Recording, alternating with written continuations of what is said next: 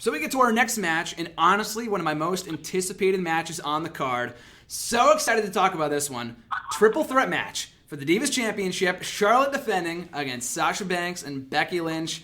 The build for this bout, I said my favorite feud going so far has been Y2J versus AJ, but this match too has been very well built. All three women deserve amazing, tremendous credit for putting forth just an incredible amount of effort into this feud, for having great matches, great stories.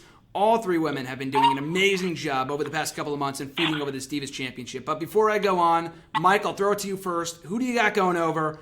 Charlotte, Flair, or Becky? Charlotte, Sasha, or Becky, sorry. Well, before we went on, I got yelled at by Endicott. Endicott love Pat Cusick. So I actually went to school with him. He graduated, I want to say, 2011. He said he's going to stop listening if I don't say that Sasha Banks, Sasha Banks is going to go over. So, Patty Q, if you're listening, Sasha Banks for the Divas title, the way it should be. I'm not just saying that to appease Pat. The way it should be. I think Sasha's ready. She can set the entire division on fire. You and me, we went to NXT TakeOver Brooklyn, and we saw what she could do. The match with her and Bayley was legitimately, and I've been to a lot of live events, and I've been to a lot of, Raws and pay-per-views and stuff like that. That is probably a top 2 match that I've seen live. It was electric, and the other divas are good. Charlotte's very, very talented. Becky Lynch, very, very talented. But Sasha is just like on another level as a performer. And I think it's time for her to get the title and roll with it. I gotta go with the boss. Gotta go Sasha. I'm not gonna be pissed with whoever wins here. Sasha, Snoop Dogg, her cousin's going to the Hall of Fame the night before, I guess, but he'll be at WrestleMania 32. She's ready. She's a ready-made star. Becky deserves it. She has gotten herself over organically as a babyface. She, I feel like, needs the win more than anyone else. Because like you said, RG, time and time again, Sasha is golden regardless, win, lose, or draw. Charlotte is the champion right now. Becky needs this win to solidify herself as a star. And if there's any crowd that's going to go crazy for a Becky Lynch title win, it's at WrestleMania, the worldwide crowd. So she needs the win. Even if Charlotte wins, we still have many of opponents left for her as champion. It could be Sasha and Charlotte one-on-one. We can go back to the Becky and Charlotte program. Bayley could get called up the next night on Raw, which I'm hoping is a possibility the night after WrestleMania. So we'll see. But I'm not pissed. Regardless, I feel like, one, the match is going to be great. You have 3 of the best women wrestlers, not only in this company, but in the world right now. But I'm feeling the boss. I'm feeling a boss victory. So, Arden, I'll go to you next. Who do you got, the boss, the last kicker, or Charlotte? It's the boss, man. The boss time. Time for her to clock in and get that belt. It's definitely been that's been building up a moment. It has to happen. It has to happen. Charlotte, I think, at first I wasn't too sure of her when she got up to the main level. I mean, of course, hearing about on NXT, oh my goodness, great worker, this and that. So you go, okay, we'll see. But the more I've seen her work, I've been impressed. You like her, and I actually like her in this heel role, especially with Rick. I've enjoyed it. I think it fits her really well. And Becky has been better as of late. Much credit to her. But I think it has to go to Sasha. It has to go to Sasha. Becky at some point will get her time. But I think if you're in that division or you're overlooking that division and you just want somebody who you can hand the baton to next and tell them go run, it has to be Sasha Banks. But if that's not the case, then I will say for sure, I think Becky will win. But I think for the company, it's about who can carry the baton next and put on great matches and represent this division very well. And I think without a question, that is the boss, Sasha Banks. Arden, you got Sasha. Mike, you got Sasha. Yep. I got Sasha. RJ, I think I just saw you toss that broom to the side. I think I gotta take the broom and put it in the custodian office right now. For this no more clean sweep. No clean sweep, man. Clean sweep is over. RJ, who do you got? I'm going with the last kicker. It has to be Becky Lynch. I'm looking at it. She's been chase mode since November. She's been screwed by Ric Flair multiple times. She got screwed. She's beaten Charlotte before. And this is the one match, I know we hate saying protected, but this could protect Sasha Banks in defeat with Becky beating Charlotte and solidify herself as a big player in the Divas division. Because with Sasha winning and then Charlotte losing, who else is there really for Sasha to face? A Paige that we've seen 100 times. So you beat Charlotte. Who is next? I guess you could call it Bayley, but then where does that put Becky? And then it puts her way down the line, and then she will never become that star because she's had those chances and never have won.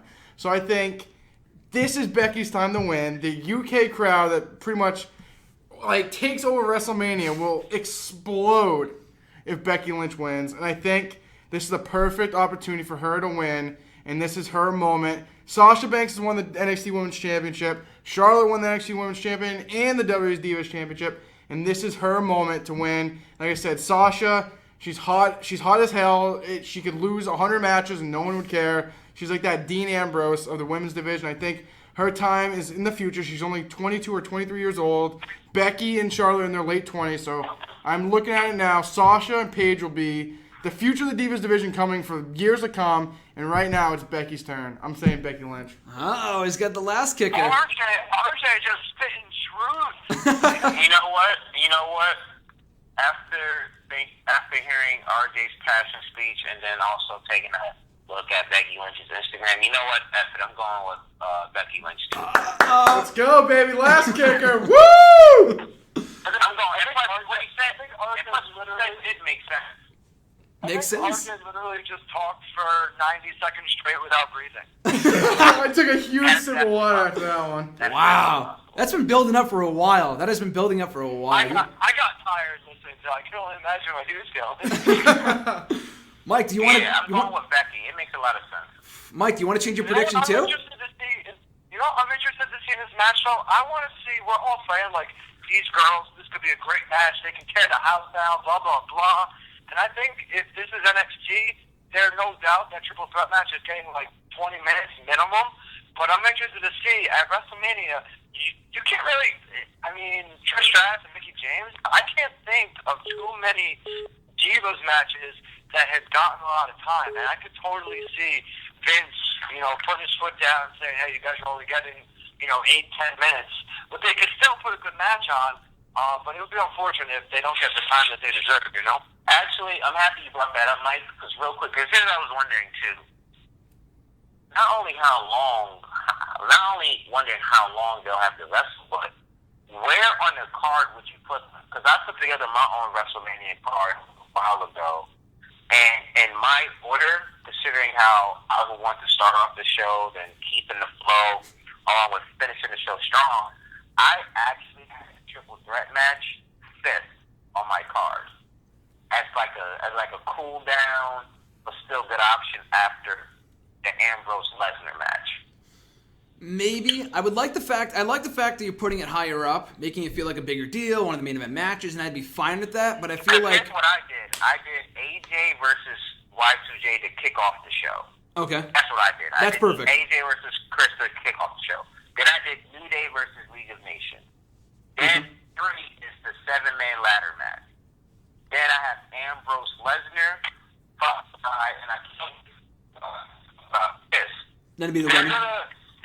Then I have 6 Triple H versus Roman Reigns with Shane and Taker as the main event. Okay. Yeah, I bet you, if you think back, remember when, I think it was WrestleMania 30, they always, even back to 29, just trying to think, I remember WrestleMania 29, they were supposed to have a Divas match, and the Taker-Punk match went too long, and they actually got dropped. They're going to put the Total Divas, Bella, whatever match, they'll put that between one of the main events as like a cool down. They usually always do that. But yeah, it's interesting to see what they'll do. I was going to mention before, I could totally see it happened at WrestleMania 29. I could totally see the Total Divas match getting dropped for time. But you never know. We'll see. Well, I'll say this much. I'm reading it right now. I just read the report just came out that on the kickoff show, it's been confirmed that it's going to air in 2 parts. The second hour on the WWE Network, or rather on the USA Network. The full 2 hours will air on the WWE Network. The second hour is going to feature the Total Divas versus Team Bad and Blonde match. So that's on the kickoff show, second hour on the USA Network, and the Andre the Giant Memorial Battle Royal. On the first hour, Usos and Dudleys, Kalisto, Ryback, that is not airing on USA Network. That's only airing on the WWE Network. So, Wow. yeah, again, the Shats from USA Network. But they need to promote Total Divas. They need to do that on the USA Network, apparently. Is what it is. But anyway, going back to what you guys were saying, I like the fact that it's on the upper echelon of the card. I think it should open. I think it should open the show. That's what I'm going to say. So I feel like it'd be cool if it was on the upper echelon of the card, but I feel like fans by that point, after like especially like a match like Lesnar Ambrose, which I feel like could steal the show, it's got to get like all the energy possible. Like I don't want the crowd to set their hands to this match because it will be a great match. Given time. Given the right amount of time. Not 6 minutes, not 7 minutes, none of this bullshit. Got to give them at least 10, 15 minutes would be great. But I feel like opener would be great. I feel like opener. Petitioning for opener. Opener would be awesome. I love AJ Jericho in the opener slot too. Like Arden said, that'd be a great opener. Either one is great. The 7-man ladder match we saw last year. I can see them opening with I can see them opening like they did last year though, with the ladder match. Too. I could see that too. Like I said, I feel like I don't want them to feel like a repeat though. Another ladder match kicking off the show again. They usually try to switch it up. I could see that too, but they got a couple different options, which I think is good. But I would rather have the crowd sit on their hands for any other match in this show than this one, to be honest with you. I feel like this match needs to have that crowd behind it, and it should be the opener or the second match in the show or something like that. It's got to be early on, especially if the Boss wins or Becky wins. Got to get that great crowd reaction. So we'll see. I just switched it on my list. I just switched threat with Lesnar and Rhodes. Okay, so you do the three. I decided to rip off. I said Essence. We're gonna end on a bang. Yeah. So I got Lesnar, Ambrose, followed by Triple H, Reigns, and then Taker, Shane. I like it. I like two it. for the boss. It's interesting though. You'll definitely get a sense. You'll definitely get a sense at Mania of like who's. Vince always calls the shots, obviously, but you'll definitely get to see like who kind of has some pull and influence because you know if the girls get more than like 10 to 12 minutes, then Triple H definitely said we got to give these girls time or whatever and influence Vince because I think Vince by himself he's not giving them more than 5 minutes, no chance. Definitely. I mean, like last year they were doing the whole #Give Divas a Chance movement, kind of. But now if you'd had some storyline, support between the Bella Twins and AJ Lee and Paige, that tag team match. But it was a fucking tag team match, It wasn't anything special. It wasn't a bad match, but it went like 6 minutes and it was forgettable. This match has real potential to be like amazing. So I'm hoping it will, be in fact amazing. So we'll see. But like you said, if given the right amount of time, if Triple H gets in Vince's ear enough, and these aren't like the tag team match last year, despite having the storyline support, it's not really any. I mean, they had Paige in it, but that's about it. These three women are Triple H's pet projects: Charlotte, Sasha, and Becky.